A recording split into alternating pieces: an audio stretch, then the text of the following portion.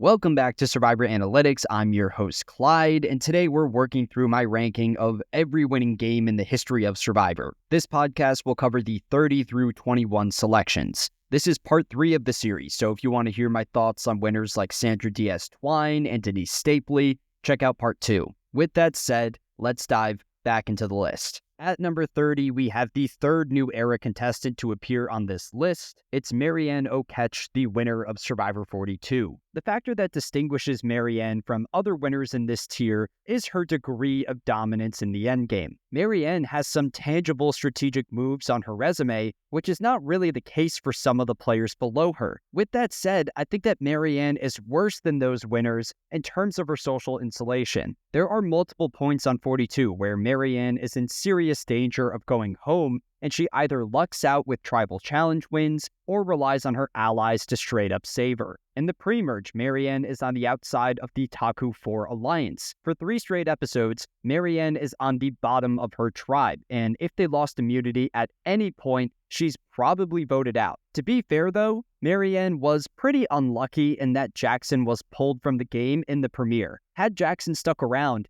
Maryanne is still positioned towards the bottom of that group, but there's at least a buffer in place to go home before her. Maryanne's poor positioning continues into the early merge, where she's targeted at the final 12 and relies on Omar to step in and shift the vote onto Lydia. The split tribal is another rough look for Maryanne, as her name is in serious circulation, but she's able to survive that round through an idol play. I don't really know how to assess that tribal from Maryanne's perspective, as she plays the idol due to the entire Roxroy situation, so it's not completely clear if she picked up on the fact that she was a potential target. Starting at the final 8, Maryanne works back into the majority, reconnecting with the Takus and taking out the likes of Hai and Drea. It's not until the final 6 that Maryanne really grabs the game by the horns. That stretch between the final 6 and the final tribal is some of the best strategic maneuvering seen by any winner discussed thus far on the list. At final 6, she orchestrates the Omar blindside, a move that required Maryanne's extra vote, which ensured that she received all of the credit. Then at final 5, Maryanne deceives Mike into playing an idol on her, which is great from the perspective of threat level management. At that point in the season, Maryanne was the second biggest jury threat in the game, only behind Lindsay, yet Mike still gives Maryanne a free pass to the final 4. That move also enables Maryanne to pull off this flashy moment at Final Tribal where she shows her immunity idol. Maryanne's navigation through the Final 4 is even better. There, Maryanne was one of the biggest remaining jury threats, yet she's able to convince Romeo to take her to the Final Tribal. Now, according to postseason interviews, Jonathan and Mike both intended on throwing Maryanne into fire-making, but it's still impressive that she maintained an ally in Romeo who stuck by her side until the end.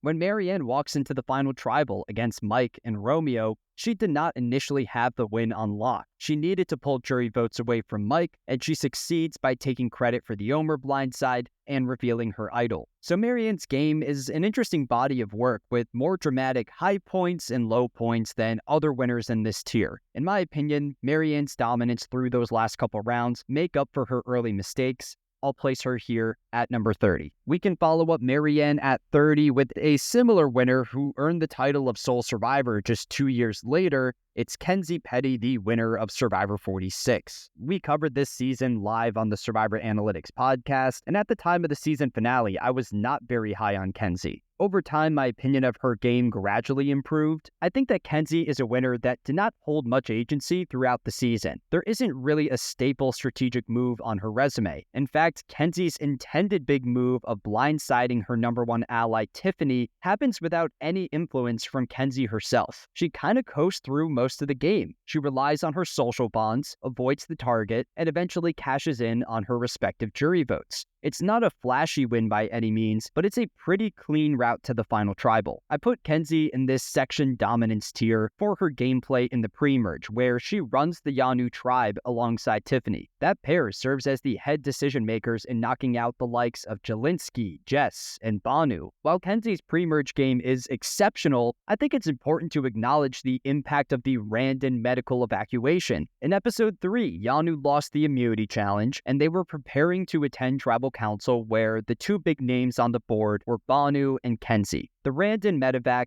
cancels that tribal, which greatly benefits Kenzie's game. Now, I'm not saying that Kenzie would have been voted out there. I think it's far more likely that it's a unanimous vote against Banu. The real issue that I see is Kenzie's positioning after a Banu elimination. In that scenario, Tiffany is positioned in the middle between Kenzie and Q. Yanu loses the immunity challenge in episode 4, meaning without the random medevac, Kenzie attends a 3-person tribal council where she's in serious danger. Meanwhile, Kenzie's post-merge game is pretty uneventful, which is obviously a negative in that she never takes control, but it's also a positive in that Kenzie avoided the target for that entire stretch while maintaining substantial win equity. Kenzie has her name written down just one time in the post-merge, and that was a throwaway vote from Ben at the final 7. In the early merge, she heavily depends on the strategic work of Tiffany and Q. At final 8, she's blindsided by the Tiffany boot. Then at final 7, she fails to gather the numbers against Q. Kenzie finds her way back into the majority at final 6, but I think that was a point in the season where the targets of Q and Maria were so large that it didn't feel like the creation of a new alliance. That collection of Charlie, Liz, Ben, and Kenzie simply came together to knock out those contestants with the highest win equity. Then at final 4, Kenzie is thrown into firemaking by her ally Ben, which is another rough look for her. Kenzie has this reputation as a savvy social player, yet she's unable to use those relationships to advance herself in the game. Ben putting Kenzie into firemaking actually facilitates her win,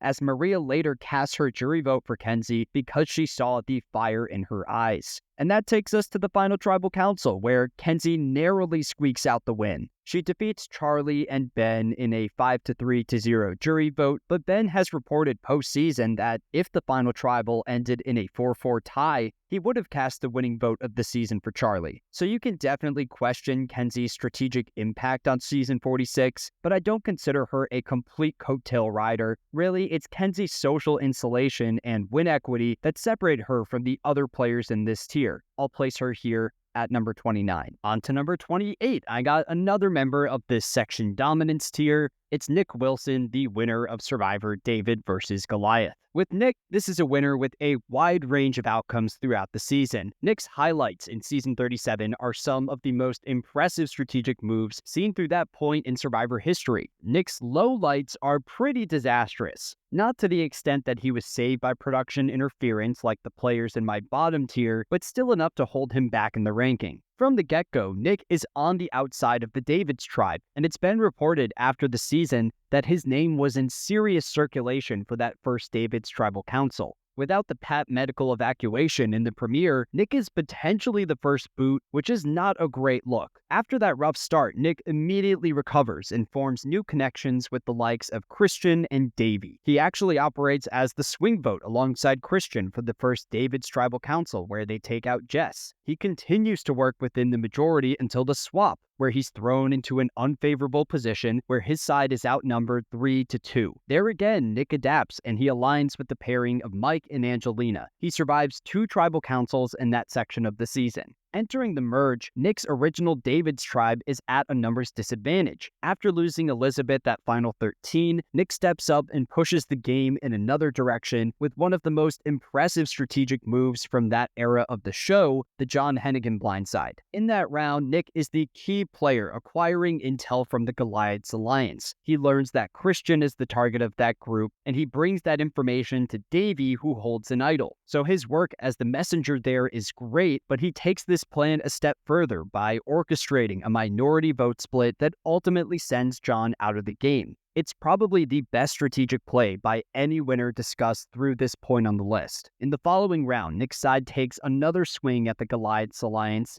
this time voting Dan out of the game through Nick's vote steal and Carl's idol nullifier. Nick's game on paper is phenomenal through the final 9, but at that point it kinda unravels. Between the final 9 and the final 6, Nick is either completely left out of the vote or enacting plans that are detrimental to his long-term winning potential. He's excluded from the Carl blindside at final 9. At final 8, Nick fails to take out Christian, who successfully plays an idol, sending Gabby home. Then at Final 7, Nick accomplishes his goal of voting out Christian, but he also misplays an idol on himself at Tribal Council. It's worth mentioning that the Christian blindside was pretty bad for Nick's game. That move gives the Goliaths a comfortable 4-2 numbers advantage at the Final 6. From that spot, Nick wins every remaining immunity challenge, but it's not clear if Nick absolutely needed those immunity necklaces. Players like Mike White have stated after the show that they were determined to go to the end with Nick, but I think there's a real chance that Nick goes home at 6 if Davey wins immunity. Regardless, Nick is blindsided by the Davey vote at Final 6, but he recovers once again by realigning with Mike and Angelina, who run the game and go to the final Tribal Council together. Nick wins David versus Goliath in a 7-3-0 jury vote, and I think Nick wins most final Tribal Council combinations. He had the storyline of the season, the underdog that overcame the Goliath alliance. So as I said earlier, Nick has some very impressive rounds on this season, namely the John vote at Final 12 and the Dan vote at Final 11. His work through the late merge is definitely subject to criticism, and with Nick, I think it's worth saying that I personally do not value all strategic dominance equally. I think it's generally more impressive to run the late game as opposed to the pre-merge. That philosophy works against Nick,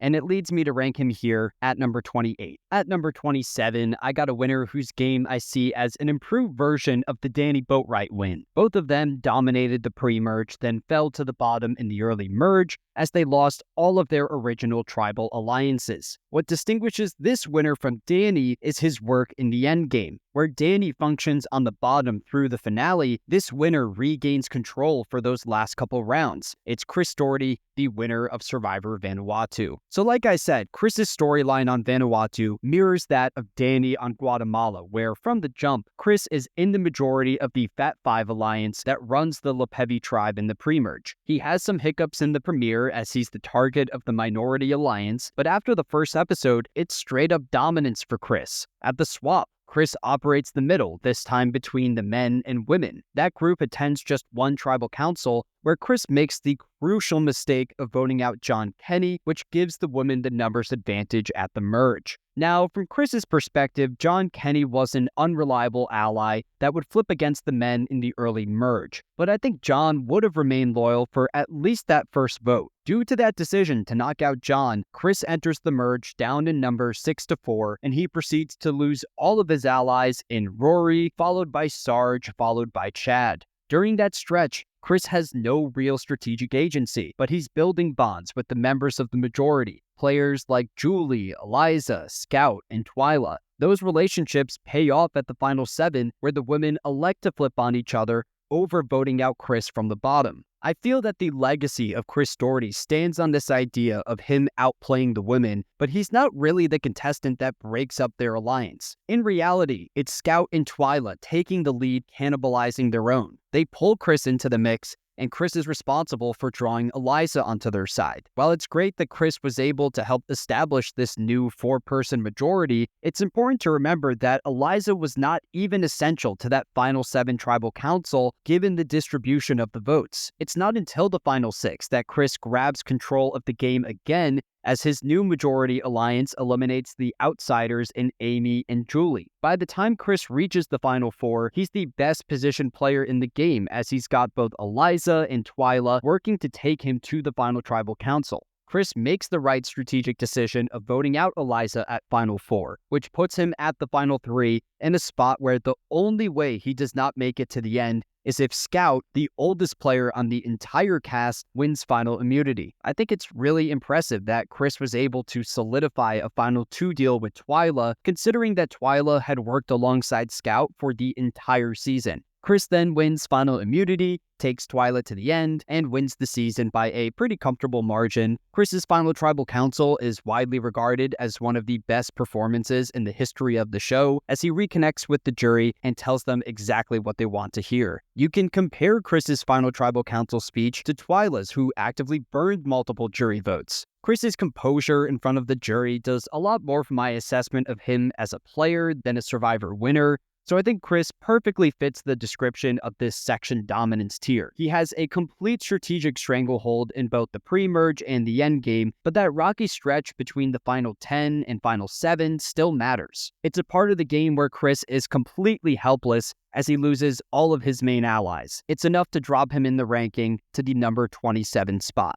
At 26, we have a winner whose ranking has fluctuated a lot through my different iterations of the list. I generally don't factor quality of competition into these rankings as it's a factor completely outside the winner's control, but this winner is a bit of an exception. It's Richard Hatch, the winner of Survivor Borneo. Analyzing Richard's game is really difficult because this was the first season of the show. Players were still building a foundational understanding of the game. You had multiple contestants on the Borneo cast who looked at Survivor through this ethical lens, one that perceived the formation of alliances as amoral. All of this is to say that Richard competed against the worst strategic cast in Survivor history. At the same time, he still finds a way to develop Survivor strategy and dominate a section of the game. Many people credit Richard as the founder of the first Survivor alliance, but that's not actually true. Sue and Kelly established that alliance, and they pull Richard followed by Rudy into the mix. Now, within that group, Richard is well positioned as he locks down Rudy as his number 1. From there, that group of 4 dominates the pre-merge, knocking out Stacy and Dirk.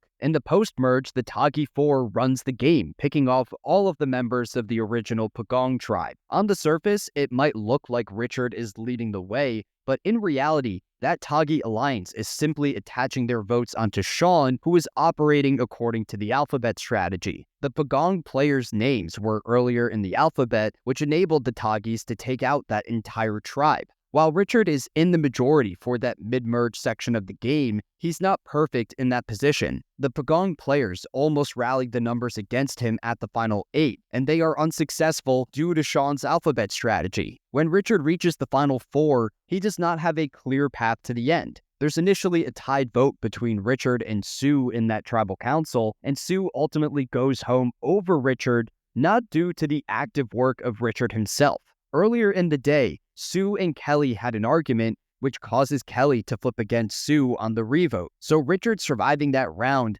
feels somewhat outside his own control. Then at Final 3, Richard makes the most impressive strategic move in his entire Survivor career in throwing the final immunity challenge to ensure that he does not need to vote out Rudy. At the same time, Richard's decision is based out of his relatively lower win equity. If Richard faces Rudy in the final tribal council, he loses the season by a pretty wide margin. Even against Kelly, who was largely disrespected by the jury, Richard wins by a single jury vote. I feel that Richard did not have many winning combinations on the board. So like I said at the beginning, it's tough ranking Richard's win because it was the first season. Richard was in the majority alliance for most of Borneo, and I think that his low points are not as damning as the other winners in this section dominance tier. Still, I don't look at Richard as this dominant strategic figure. His missteps in the endgame, especially the final 4, also factored into my ranking. I'll put him here at number 26. On to number 25, we can start the 5th tier on my list that I'm calling second in command. This next tier includes contestants who operated at the center of the majority alliance for most of the season,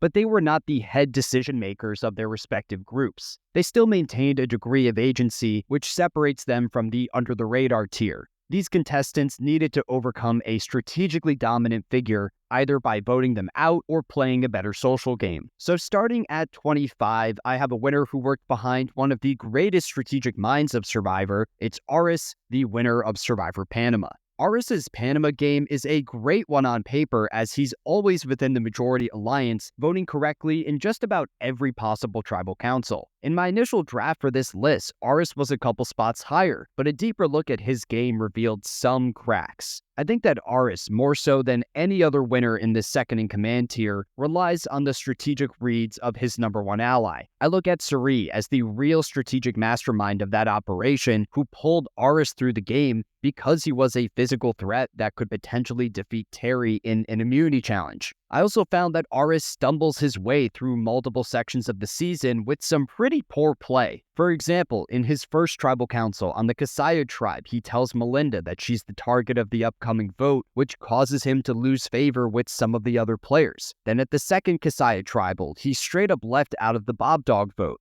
Going into the merge, Aras was a central member of the majority Kasaya's 6, but there were players in that alliance that did not intend on working with him for the long run. People like Shane and Courtney clearly wanted to cut Aras once the numbers dwindled. Through the early merge, Aras is in a solid spot as they pick off just about every member of the opposing Lamina tribe. The only Lamina member who survives those first 3 rounds is Terry, who won individual immunity every time. On the surface, Terry appeared as this threat to Aras's game as the two of them butt heads all season. In my opinion, though, Terry actually helps Aras in that other players were incentivized to keep Aras around as the next best challenge competitor. If Terry was voted out at the final 7 as the Kasaya tribe intended, then Aras likely comes forward as a target much earlier in the season. The final 6 of Panama is the point where Aras passes the reins to Suri and allows her to carve their path to the end. She orchestrates the Courtney blindside in a 3-2-1 vote split, followed by the Shane boot at final 5. And while Aras is alongside Suri for those moves, she's the one really running the show. At the same time, I need to credit Aras for his jury management in that stretch. Despite Suri calling the shots in their alliance, the other contestants perceived Aras as the figurehead. I really think that had Suri sat next to Aras in the final tribal, Aras probably beats her due to that misconception. Aras had the jury stock to defeat most of this cast in the end. At Final 4, Aras wins a crucial immunity challenge, but they're still unable to vote out Terry because Terry holds an immunity idol. Instead, you have the fire-making challenge between Danielle and Suri, where Suri goes out and Aras loses his #1 ally in the game. When Aras reaches the final 3, he is in a spot where he wins the season as long as Terry does not win final immunity. Danielle, out of all people, wins that last challenge and elects to take Aras to the end. You could credit Aras for his late-game positioning, but I see this more as Terry mismanaging his threat level. Aras then defeats Danielle in a 5-2 jury vote, making him the 12th winner of Survivor. So I feel that Aras played a semi-dominant game, but it is still one where he relied on the strategic reads of a Survivor legend. That factor, along with his dependence on Terry, lands Aras here at number 25. At number 24, we have the second winner in this second-in-command tier in Sophie Clarke, with her run on Season 23 Survivor South Pacific. On the surface, I feel that Sophie's game is really defined by her outlook on Coach. Sophie correctly identifies Coach as a player who was first, completely loyal, and second, unwilling to own up to his deceptive gameplay. For those reasons, Coach was the best person to take to the final tribal council, and Sophie allows him to carve their path. Now, I understand that Sophie and Albert both claim postseason that they used Coach as a figurehead of their alliance, but I disagree. I think that there are rounds of the game where Coach is clearly the one doing the legwork for that group. With that said, Sophie is still in a great position all season. She's safely within the majority alliance, and she votes correctly in almost every tribal council. From the beginning, she's in the majority on the Apolu tribe, aligning with Coach and Albert. In their third tribal council, Sophie attempts to pivot away from that alliance to save Michaela,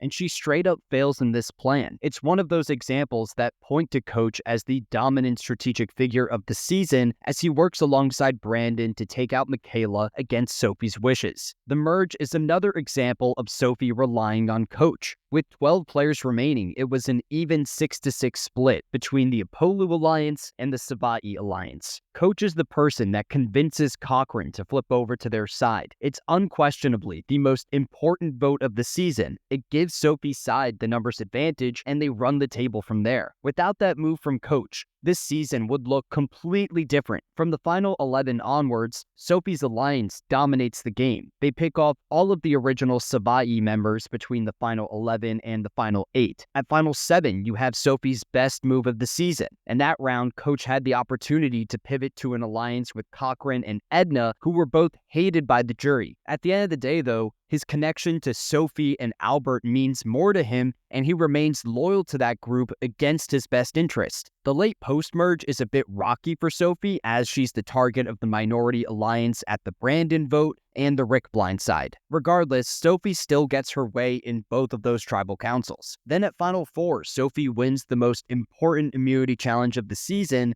defeating Ozzy, who is widely regarded as the best challenge competitor in the history of the show. Without that challenge win, Ozzy reaches the end and crushes a jury vote. Instead, Sophie navigates to her ideal final 3 against Coach and Albert, where she wins in a 6-3-0 jury vote. It's important to remember that there were members of the jury who walked into the final tribal prepared to vote in favor of Coach in the event that he owned up to his deceptive gameplay.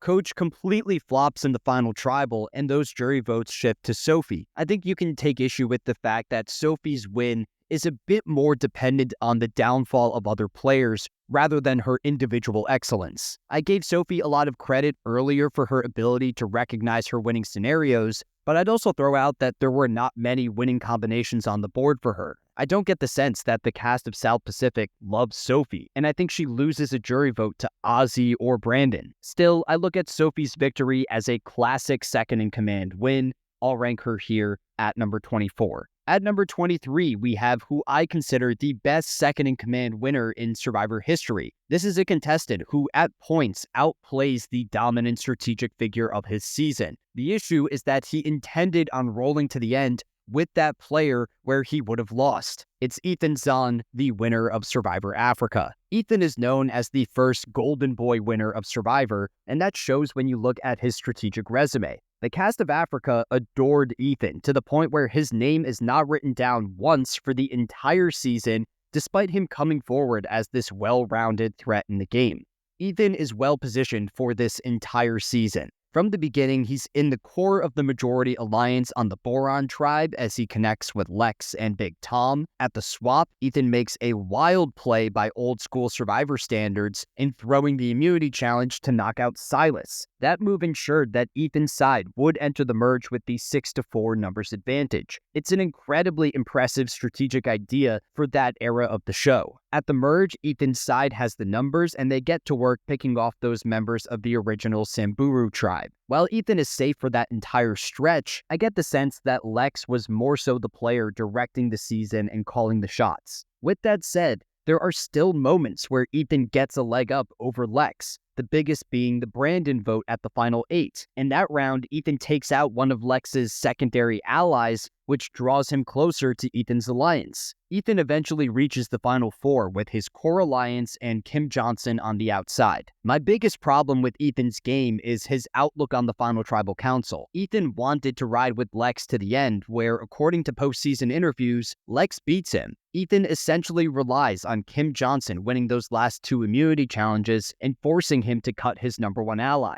It's important to remember that Kim Johnson's immunity wins were pretty fluky. At Final 4, she wins the Fallen Comrades challenge through a misconception on production's end. Lex provides a correct answer in that challenge, which production mistakenly does not count, and as a result, Kim Johnson wins immunity. Then at Final 3, Lex enters the final immunity challenge with an illness that leads to the second Kim Johnson immunity win. Now, you can definitely credit Ethan for his positioning in the endgame, as every remaining player in Kim, Lex, and Tom all wanted to ride with him to the end. The problem remains, though, that Ethan himself could not recognize his ideal winning combination. We see him defeat Kim Johnson in a 5-2 jury vote, and I bet he beats Big Tom in the final tribal as well. Instead, Ethan works against his best interest and attempts to go to the end with the one player who would have beaten him. So I really considered flipping around the 3 winners in this second-in-command tier. I feel that each of them has a unique positive on their resume. Ethan held the most strategic agency, Aras had the best reputation with the jury, and Sophie maintained the best vision of the endgame. You can rank those 3 in any order, and I'd have no issue with it. Since I'm focusing on dominance in these rankings, I'll put Ethan here at 23 as the best second-in-command player. Here at number 22, we are transitioning from my second-in-command tier to my 6th tier of the list called Co-Dominance. These winners ran their seasons alongside an ally who maintained equal agency. There's 2 big factors directing my perspective on these co-dominant players. First, there's the degree of agency within their alliance, and second, there's win equity in relation to their co-dominant ally. Some of these winners outright beat their number 1s in a jury vote, which I find really impressive. So at 22, we have a winner who I have become lower on over time. We covered this season around 2 years ago on the Survivor Analytics podcast. It's Yam-Yam Arocho from Survivor 44. Yam-Yam, like the other winners in this tier, runs the game alongside a core ally in Carson. The Yam-Yam-Carson dynamic is probably the biggest knock against Yam-Yam's game. First, I'd say that Carson was more instrumental to the success of that Tika 3 alliance. Second, I think that Carson straight up beats Yam-Yam in a jury vote, but Yam-Yam himself never reaches this realization. Yam-Yam attempts to ride with Carson to the final tribal, and at the same time, he's pitching plans to vote out Carolyn, the other member of the Tika 3, who later receives 0 jury votes. Yam-Yam's alliance with Carson prevents him from seeing his ideal winning scenarios. While those factors drop Yam-Yam to the bottom of this co-dominant tier, everything else surrounding his game is very impressive. From the beginning, he's in the majority on the Tika tribe as Carson elects to align with him and Carolyn in voting out Helen at their first tribal council. The swap section of the game is a bit of a low point for Yam-Yam, where Carolyn goes behind his back to work with Josh and they knock out Sarah. Carolyn's flip was influenced by Josh's immunity idol, but it's still a moment where Yam-Yam loses control of the game. Then there's the merge, where Yam-Yam starts a bit slow in those initial 2 tribal councils. At the mergatory, his name is used as the backup vote in the Josh elimination. Yam-Yam knew that Josh did not hold an idol, but it's still a negative in that he was at risk of going home there. Then at the split tribal, Yam-Yam is thrown into a terrible spot where there are 3 Ratu members in a 5-person tribal council. Yam-Yam and Matt are positioned on the bottom, and the Ratu contestants elect to vote out Matt. You could credit this round to Yam-Yam's social game, but I see it more as a strategic move by the Ratus to pick off a member of the Soka tribe, as they had the numbers advantage at that point in the season. It's not until the final 10 that the Tika 3 takes control of the game. From that point forward, Yam-Yam is safely within the majority, where he maintains substantial agency. Him and Carson actively pit the Ratu and Soka tribes against each other in the early merge. By the final 7, Yam-Yam is sitting in a great spot. He still has the Tika 3 alliance, but Yam-Yam and Carson establish a new Final 4 deal with Jamie and Lauren. That alliance enables the Tika players to run the endgame, and Yam-Yam helps it form through his connection to Jamie. Yam-Yam's work in creating that alliance is why I have him in this co-dominant tier rather than the second-in-command tier. By the time Yam-Yam reaches the final 6, he's in a spot where he wins the game against any player outside of Carson. As mentioned earlier, the issue with Yam-Yam is that he actively tries to take Carson to the end. At Final 4, we see Yam-Yam help Carson in firemaking, which Carson luckily loses to Heidi. At the end of the season, Yam-Yam defeats Carolyn and Heidi in a 7-1-0 jury vote. I think that a major pro with Yam-Yam's game is his win equity. All in all, I think Yam-Yam was active enough in the Tika 3 alliance to qualify as a co-dominant winner. His missteps in the early merge, as well as his outlook on the endgame, are still drawbacks on his resume. I'll rank him at the bottom of this tier at number 22. On to number 21, we have another winner that fits well into this co-dominant tier.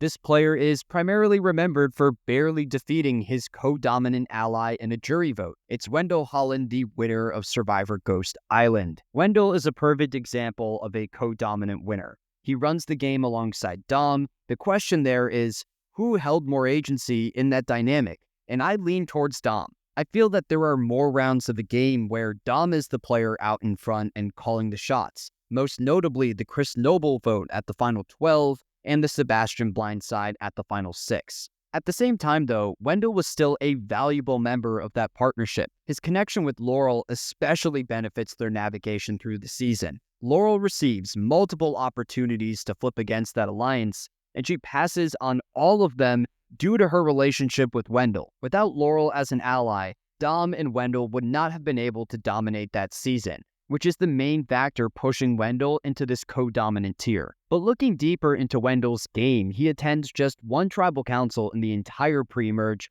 where he loses his ally Morgan. It's a rough start to the season, but Wendell and Dom are able to recover. At the merge, they win the initial battle against Chris Noble, and from there, they reconnect with the original Navidi tribe and start knocking out the Malolo members. At the split tribal, Wendell does some impressive work in turning Laurel and Kellen against each other. The final 8 is probably the worst round of the season for Wendell, as the women attempt to gather the numbers against him. They're ultimately unsuccessful due to Wendell's connection to Laurel and Donathan. The endgame is also a bit rocky for Wendell, as he has the opportunity to take the shot at Dom at Final 6, and he passes it up. Dom, by contrast, takes the shot at Wendell and sends him into fire-making at the Final 4 against Angela, which Wendell wins. While it's great that Wendell defeats Angela in that challenge, there's also the negative of Wendell coming forward as a target in the late game. Dom was never blinded by their alliance, and he was fully prepared to flip against him. In the final tribal, Wendell initially ties Dom in the jury vote, but then Laurel steps in and casts the winning vote of the season for Wendell. It's impressive that Wendell could beat his main ally in the final tribal, but he earns that win by the narrowest margins possible. The fact that Wendell needed the tie-breaking rule still holds him back in the ranking. So I look at Wendell's win as a classic co-dominant victory. He's working in the majority for the entire season, and while you can criticize his degree of agency within that group, he maintains the best reputation with the jury. My view of Dom as the head strategic figure of that alliance still factors into the ranking, and it puts Wendell here at number 21. We're over halfway through the list. Next week, we can start the top 20. Thank you so much for listening, and I'll see you then.